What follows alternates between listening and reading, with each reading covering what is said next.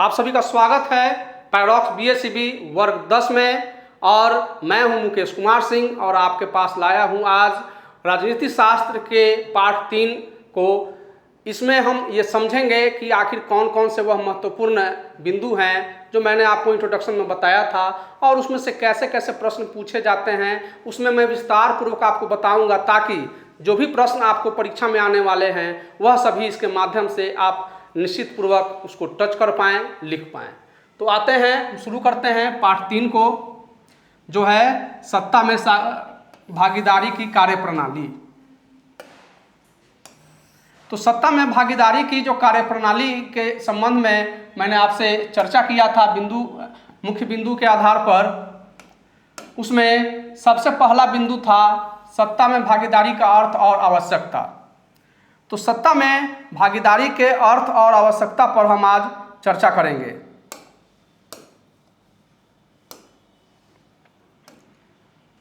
तो जैसा कि आप सभी जानते हैं कि लोकतंत्र में जो शासन जो पद्धति होती है वह जनता शासन में स्वयं या अपने प्रतिनिधियों के माध्यम से भाग लेती है।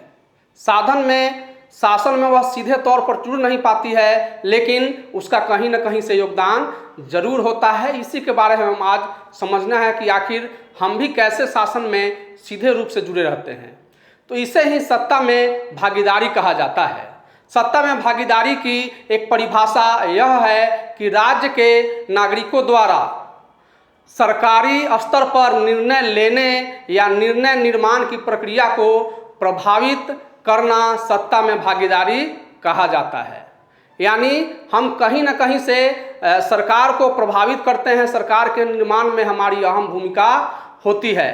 तो इसमें कैसे कैसे जो है हम भागीदार होते हैं, तो सबसे पहले आप समझिए इस बात को कि अभी चुनाव नज़दीक आने वाले हैं। इसके पहले भी चुनाव हुए हैं, तो आपको पता होगा, आपकी अभी उम्र नहीं हुई है, क्योंकि हमारे यहाँ वोट देने के लिए कम से कम उम्र जो है निर्धारित की गई है 18 वर्ष।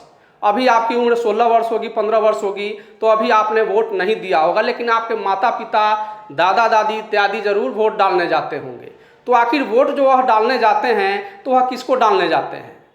उस आपका जो क्षेत्र होगा विधानसभा क्षेत्र, उसमें कोई ना कोई किसी न किसी राजनीतिक दल का प्रत्याशी अवश्य खड़ा होगा। तो उस प्रत्याशी को ही, जो अपना पसंदीदा उम्मीदवार होता है, प्रत्याशी होता है, उसी को लोग वोट देने जाते हैं। तो निर्वाचन में जो लोग खड़े होते हैं हम उन्हीं को वोट देते हैं। उसके बाद विभिन्न संस्थाओं तथा संगठनों के माध्यम से अपने हितों में निर्णय लेने के लिए हम लोग जो है सत्ता को बाध्य करते हैं। तो यही सब सत्ता में भागीदारी के कुछ उदाहरण मैं आपको आगे प्रस्तुत करके बताऊंगा कि आज के समय में भी सत्ता में भागीदारी की आवश्यकता और ज़्यादा बढ़ गई है। इसलिए क्यों ज़्यादा बढ़ गई है? इसलिए कि इसके पहले वाले चैप्टर में मैंने आपको बताया था कि हमारा देश जो है अनेकता में एकता का देश है। यानी हमारे देश में बहुत सारे धर्मों के और जातियों के, संप्रदायों के लोग रहते हैं, तो इसमें काफ़ी सारे अंतर पाए जाते हैं। तो इसलिए आवश्यकता इसलिए लोकतंत्र में बढ़ गई है सत्ता में भागीदारी की, ताकि सभी जो अलग अलग जाति से, धर्म से और संगठन से जुड़े हुए लोग हैं उस सबकी उसमें भागीदारी हो। यानी सरकार में सबकी हिस्सेदारी हो। ज़्यादा से ज़्यादा हिस्सेदारी होगी तो टकराव लोगों में नहीं होगा। तो सत्ता में भागीदारी राजनीतिक व्यवस्था को दृढ़ता यानी मजबूती प्रदान करती है। यही कारण है कि सभी प्रकार की शासन व्यवस्था में यह प्रयास किया जाता है कि कोई भी सरकार यह चाहती है कि उसे ज़्यादा से ज़्यादा जनता का विश्वास प्राप्त रहे उसे। और यह कभी कभी ऐसा मौका नहीं आए कभी भी कि जनता जो है सरकार के खिलाफ ही बगावत कर दे। चूँकि अगर जनता सरकार के खिलाफ बगावत कर देती है तो ऐसी स्थिति में सरकार का तख्ता पलट हो जाता है और फिर से चुनाव करने की नौबत आ जाती है, जो कि काफ़ी नुकसानदायक होता है। चूँकि एक चुनाव को करवाने में अरबों रुपए खर्च हो जाते हैं। तो अब उसके बाद हम समझेंगे कि सत्ता में भागीदारी की आवश्यकता किन किन कारणों से होती है। तो चलिए हम अगले स्लाइड में चलते हैं।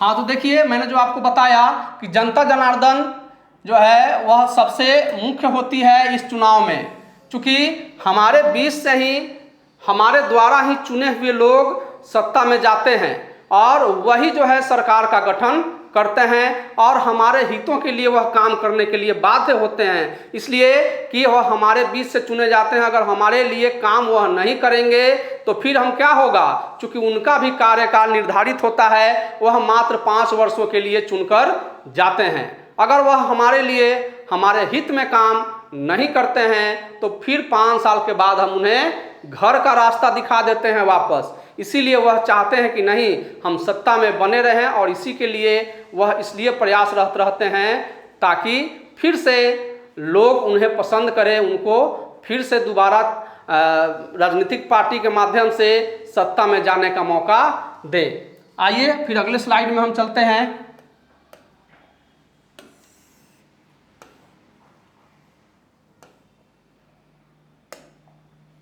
तो देखिए, मैंने आपको पहले भी बताया कि सत्ता में भागीदारी की जो आवश्यकता है वह 2 कारणों से महत्वपूर्ण है। तो कौन कौन से वह 2 कारण हैं, इसके बारे में समझ लेना जरूरी है। तो सबसे पहला जो कारण है वह है देश की एकता और अखंडता के लिए, जिससे राजनीतिक व्यवस्था में स्थायित्व बना रहे। तो हमारे देश की एकता और अखंडता के लिए भी यह जरूरी है कि हमारे देश में सत्ता की भागीदारी बनी रहे, कायम रहे, क्योंकि इसी से हमारे देश में लोकतंत्र में अस्थायित्व आएगा। क्योंकि अस्थायित्व कहने का मतलब है कि सरकार जो भी बनेगी वह 5 साल तक काम करेगी।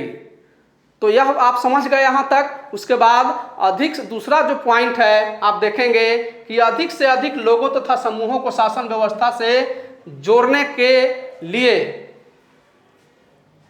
के लिए जिससे लोकतंत्र की जड़ें मजबूत हो सके।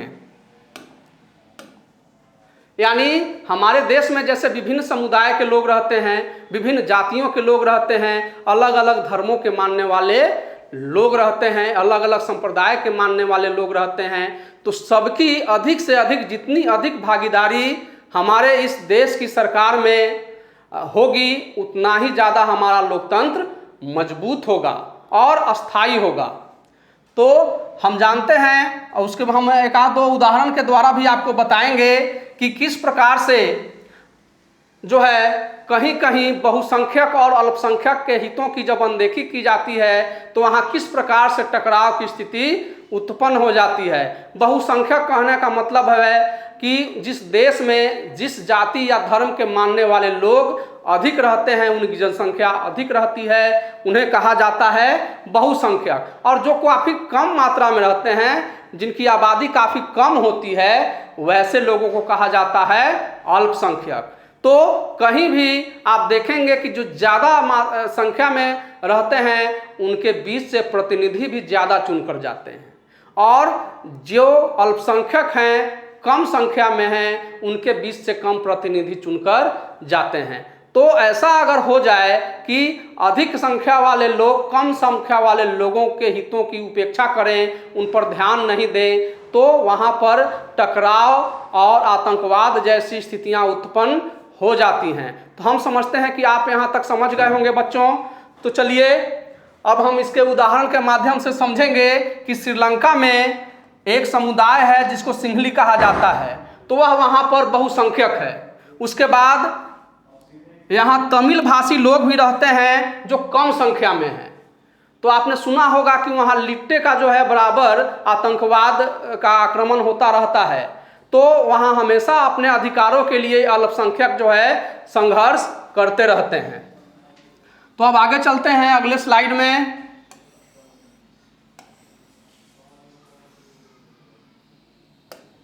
अब देखेंगे हम ये दूसरा जो बिंदु मैंने आपको निर्धारित किया था जो महत्वपूर्ण है, वह है सत्ता में भागीदारी का लोकतंत्र में महत्व। इसके पहले जो मैंने चर्चा किया आपको श्रीलंका का, तो उसमें आप प्रश्न आ सकता है, कभी कभी पूछा भी जाता है कि श्रीलंका में कौन बहुसंख्यक हैं और कौन अल्पसंख्यक हैं, या भाषा के नाम पर किनके हितों की उपेक्षा की जाती है। तो आप बता सकते हैं कि भाषा के नाम पर तमिल भाषी लोगों की वहाँ पर उपेक्षा की जाती है, चूँकि सिंहली भाषा बोलने वाले लोग वहाँ अधिक संख्या में हैं। तो चलिए अब दूसरा हम पॉइंट जो है वह देखते हैं। तो लोकतंत्र का महत्व क्या है सत्ता में, तो वही देखिए, लोकतंत्रात्मक सरकार में सत्ता की भागीदारी इसलिए महत्वपूर्ण हो जाती है कि जितने अधिक से अधिक लोगों की इसमें साझेदारी होगी, जितने अधिक से अधिक लोग इसमें भाग लेंगे, उतना ही ज़्यादा सरकार जो है अस्थायी बनेगी। उसके बाद जिससे लोगों में टकराव की भावना कम हो, क्योंकि जितने ज़्यादा से ज़्यादा लोग सत्ता में भागीदारी लेंगे, उसमें उनकी हिस्सेदारी होगी, तो उसमें टकराव के अवसर कम होंगे, उनमें संघर्ष नहीं होगा। उसके बाद सत्ता की जो भागीदारी है वह मुख्यतः 4 भागों में विभक्त हो जाती है। तो कौन कौन से 4 रूप हैं और 4 भाग हैं, इसके बारे में हम चर्चा करेंगे।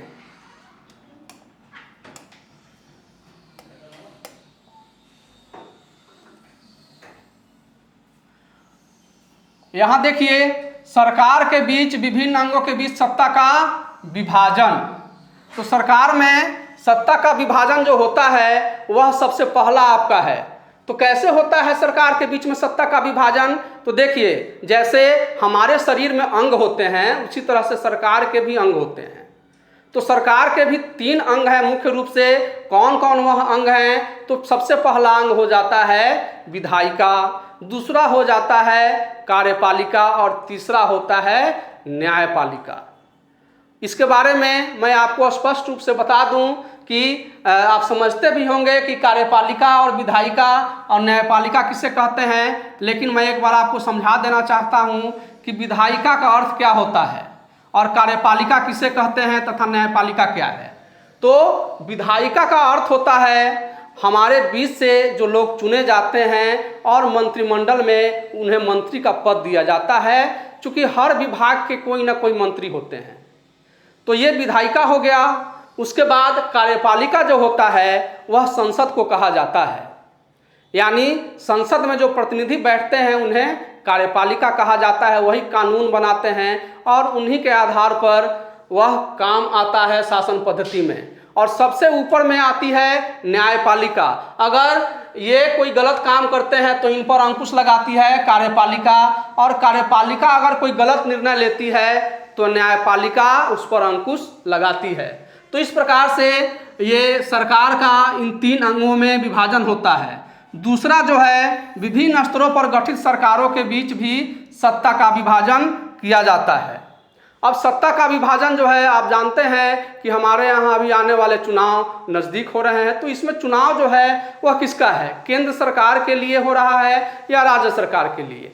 तो आपको पता है कि यह चुनाव जो होने वाला है वह राज्य सरकार के लिए है। तो इसमें भी 3 तरह से बांट दिया गया है। राज्य सरकार, केंद्र सरकार और स्थानीय स्तर की जो सरकार होती है वह होती है पंचायती राज। तो आप जानते होंगे 3 तरह के चुनाव हमारे यहाँ हमेशा हुआ करते हैं। अभी हमारे बीच में विधायकों का चुनाव होना है, उसके बाद सांसदों का भी चुनाव होता है, और स्थानीय स्तर पर मुखिया, पंचायत समिति सदस्य, जिला परिषद इत्यादि के चुनाव हुआ करते हैं। तो चलिए अब हम तीसरे ऑप्शन की ओर चलते हैं आगे।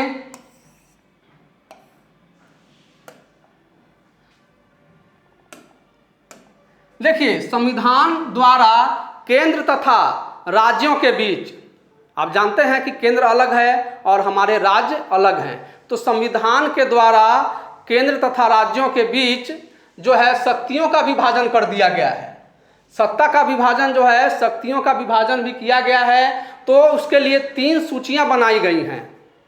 आपसे पूछा जाएगा कि संविधान ने ये केंद्र और राज्यों के बीच में किस प्रकार से बंटवारे को लेकर के, शक्तियों के बंटवारे को लेकर के, पृथक्करण को लेकर के सूचियां बनाई हैं। तो आपको बताना होगा कि 3 सूचियां हैं। तो अगर उसके नाम पूछे जाएंगे तो आप बता सकते हैं कि केंद्र सरकार के लिए है संघ सूची, राज्य सरकार के लिए होता है राज्य सूची, और एक और सूची बनाई गई है समवर्ती सूची, जिसमें राज्य और केंद्र सरकार दोनों की ही भूमिका होती है उसमें। तो अब चलते हैं आगे। तीसरे नंबर पॉइंट पे जो है विभिन्न समुदायों के बीच सत्ता का विभाजन। तो देखिए विभिन्न समुदाय के बीच भी सत्ता का विभाजन किया जाता है। आप देखते होंगे कि चुनाव में कहीं से महिलाओं के लिए सीट आरक्षित है, तो कहीं पुरुषों में ही जाति के आधार पर और धर्म के आधार पर उम्मीदवार वहां पर चुने जाते हैं। और ऐसा इसलिए किया जाता है ताकि अधिक से अधिक संख्या में जनता जो है वह चुनाव में भाग ले, उनकी सत्ता में भागीदारी सुनिश्चित की जा सके। अब हम चलते हैं अगले चौथे नंबर पे, जो आपका पॉइंट है कि गैर सरकारी संस्थाओं में सत्ता का विभाजन।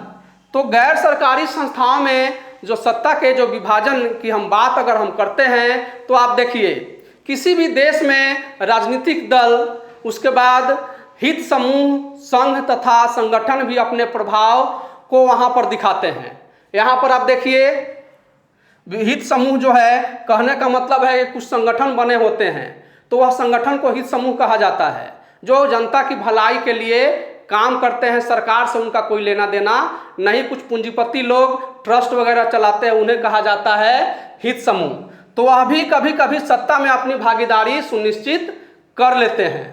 उसके बाद आप जानते ही हैं कि राजनीतिक दलों में हमेशा संघर्ष चलता रहता है। एक राजनीतिक पार्टियां दूसरे राजनीतिक पार्टियों को नीचा दिखाने से कभी पीछे नहीं हटती हैं। इसलिए ये जरूरी नहीं है कि एक ही पार्टी या एक ही राजनीतिक दल की सरकार हमेशा बनी रहे। कभी कभी जनता जो है दूसरे राजनीतिक पार्टियों को भी मौका देती है, और कभी कभी तो ऐसी भी नौबत आ जाती है कि किसी भी राजनीतिक दल या पार्टी को पूर्ण बहुमत नहीं मिलता है। तो वैसी स्थिति में जो स्थानीय स्तर के जो संगठन होते हैं, हित समूह होते हैं, तो उनके बीच से आप जानते हैं कि कहीं कहीं बिना राजनीतिक पार्टी के कोई व्यक्ति स्वतंत्र रूप से भी खड़ा हो जाता है, और इसलिए खड़ा होता है ताकि उस व्यक्ति की छवि वहां पर अच्छी होती है, और कभी कभी वे चुनाव जीत भी जाते हैं। तो जब जनता वैसे समर्थन देती है उम्मीदवारों को जो स्वतंत्र रूप से खड़े होते हैं, तो किसी को भी पूर्ण बहुमत नहीं मिलता, और वैसी स्थिति में गठबंधन की सरकार बनती है। और इस गठबंधन की सरकार में बहुत सारे विभिन्न समूह के लोग उसमें आसानी से अपनी सहभागिता सुनिश्चित कर लेते हैं। अब ये आपका पाठ जो है लगभग समाप्त होने वाला है। हम इसमें फ्लो चार्ट के माध्यम से इस पाठ की मुख्य बातों की जानकारी आपको एक बार फिर से रिवाइज करवा देते हैं।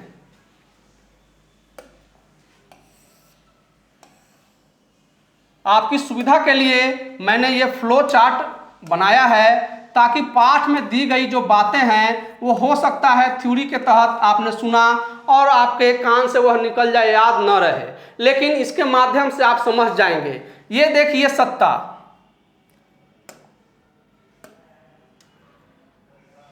आप जानते ही हैं कि सत्ता का सुख भोगने के लिए जो है सभी ललायित रहते हैं, सभी चाहते हैं कि उन्हें मंत्रिमंडल का पद मिले। तो यह सारी प्रक्रिया जो है वह कैसे शुरू होती है उसके बारे में इस फ्लो चार्ट के माध्यम से मैं आपको बताना चाहूँगा। सबसे पहले मतदाता, यानी मतदाता कौन होते हैं? हम और आप होते हैं, या हमारे माता पिता मतदाता होते हैं। तो जब मतदाता ये होते हैं तो यह किस में भाग लेते हैं? चुनाव में।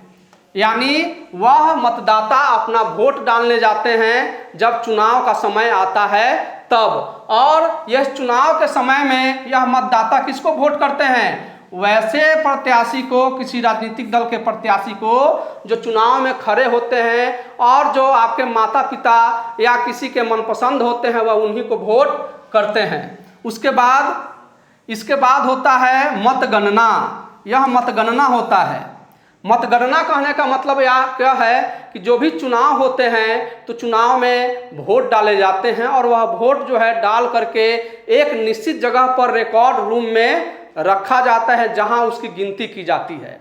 तो जिस उम्मीदवार को ज़्यादा वोट मिलते हैं वह उम्मीदवार जीता हुआ माना जाता है, जिसे ज़्यादा से ज़्यादा लोगों ने पसंद किया हुआ होता है। तो चलिए ये मतगणना हो गया। अब इस मतगणना के बाद सरकार का गठन होता है। जब मतगणना हो जाती है, उम्मीदवार जीत जाते हैं, सभी जगह से चुनाव के नतीजे आ जाते हैं, तो जिस राजनीतिक पार्टी को अधिक वोट मिलते हैं तो उसका एक कोई ना कोई एक नेता होता है और उसी नेता के द्वारा वह जो है सरकार का गठन करते हैं। और जब सरकार का ये गठन होता है तब मंत्रिमंडल का विस्तार होता है या मंत्रिमंडल का गठन होता है। विभिन्न पदों पर जीते हुए प्रत्याशियों को मंत्री का पद दिया जाता है। तो इस तरह से यह सत्ता की बात हो गई। अब हम अगले स्लाइड में समझते हैं दूसरे महत्वपूर्ण बिंदु के बारे में कि आखिर सरकार का ये जो गठन हुआ तो इस सरकार के कौन कौन से अंग हैं उसके बारे में हम चर्चा करेंगे। तो इसके पहले मैंने आपको बताया था कि सरकार के जो है 3 अंग होते हैं, विधायिका, कार्यपालिका और न्यायपालिका। तो अगर आपसे यह प्रश्न पूछा जाए कि सरकार के कितने अंग होते हैं तो आप निश्चित तौर पर मुझे लगता है कि अब आसानी से आप बता सकते हैं कि सरकार के 3 अंग होते हैं। पहला विधायिका, दूसरा कार्यपालिका और तीसरा न्यायपालिका। उसके बाद सरकार कितने स्तर की होती है तो 3 स्तरों की होती है। एक होती है केंद्र सरकार, दूसरी होती है राज्य सरकार और तीसरी है स्थानीय सरकार, जिसे पंचायती राज व्यवस्था भी हम लोग कहते हैं। पंचायती राज व्यवस्था। तो इस तरह से आप देखेंगे केंद्र सरकार का मतलब आप समझ ही रहे होंगे। केंद्र सरकार में जो प्रमुख होते हैं वह प्रधानमंत्री होते हैं, राज्य सरकार में जो प्रमुख होते हैं वह होते हैं मुख्यमंत्री, और स्थानीय सरकार में पंचायती राज में आपके ग्राम पंचायत में मुखिया जो है उसके प्रमुख होते हैं। उसके बाद ग्राम सरपंच का चुनाव होता है, सरपंच चुने जाते हैं। तो इस तरह से स्थानीय सरकार में शक्ति किस तरह से देखते हैं आप सत्ता में भागीदारी के लिए कितने सारे छोटे छोटे स्तरों से हमारे समाज को, हर व्यक्ति को, हर तबके को जोड़ दिया गया है। तो चलिए, मैं समझता हूं कि आप इस पाठ को अच्छी तरह से समझ गए होंगे। अब हम आपके लिए फिर से अगले चैप्टर में आपसे मुलाकात होगी। तब तक के लिए धन्यवाद।